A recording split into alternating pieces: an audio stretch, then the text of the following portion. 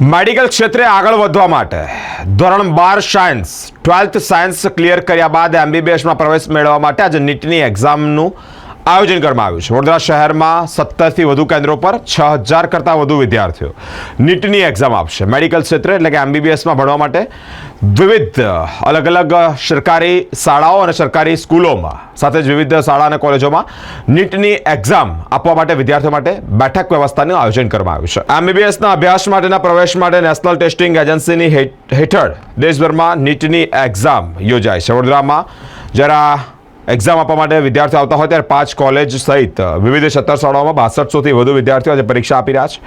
વડોદરામાં મોટાભાગની સરકારી કોલેજ શાળા ખાતે નીટની એક્ઝામ પરીક્ષાનું આયોજન કરવામાં આવ્યું છે। દરેક સેન્ટર પર 300થી 500 જેટલા વિદ્યાર્થીઓ નીટની પરીક્ષા આપશે।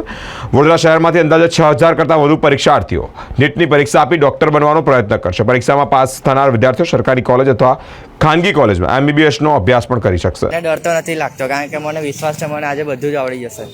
મેં ફૂલ મહેનત કરી છે। કેટલી તૈયારી કરી હતી? તૈયારી એટલે મારા જોડે સમય સારો હતો એટલે મેં તૈયારી કરી છે। સૌથી મોટી મહત્વની એક્ઝામ ગણવામાં આવે છે નીટની। કેટલા ટાઈમથી તૈયારી કરતા હતા?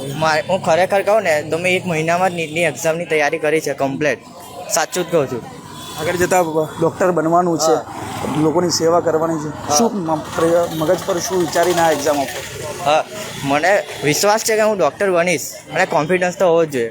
જો કોન્ફિડન્સ છે ને મને એટલે મને તો લાગે છે મારા નીટમાં સારા માર્ક આવશે અને મને મેડિકલમાં એડમિશન મળશે અને મેં બધાની સેવા કરી શકીશ ડૉક્ટર બનીને। હું એમની જોડે જ રહું છું, મારા છોકરા જોડે જ, અને જે પણ જરૂરિયાત હોય એની પૂરી કરું છું અને સાથ સહકાર આપું છું અને જે બી તકલીફ હોય એ પૂછું છું તો એ સંતોષકારક। તૈયારી તો ખૂબ જ છે અને ઈચ્છા પણ છે કે આવશે ને કોન્ફિડન્સ પણ છે એટલો।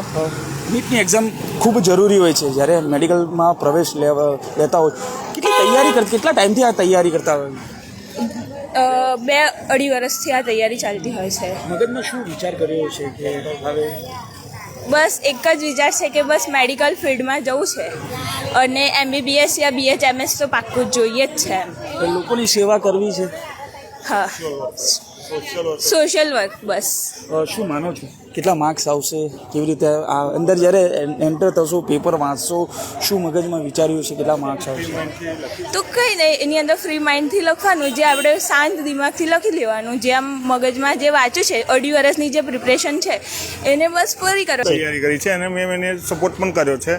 એને જે જરૂરિયાત મુજબ જે રીતે ગાઈડલાઇન્સ કરવાના છે, જે રીતે ટ્યુશન ક્લાસ, જે કોચિંગ ક્લાસ છે એ પ્રમાણે મેં એમને ગાઈડલાઇન્સ કર્યો છે એને કીધું છે ગભરાયા વગર કોઈ પણ ટાઈમે જે રીતે તમે પેપર આવે તો કોઈ પણ ડિસ્પ્રેશન વગર શાંતિથી લખી લેવું।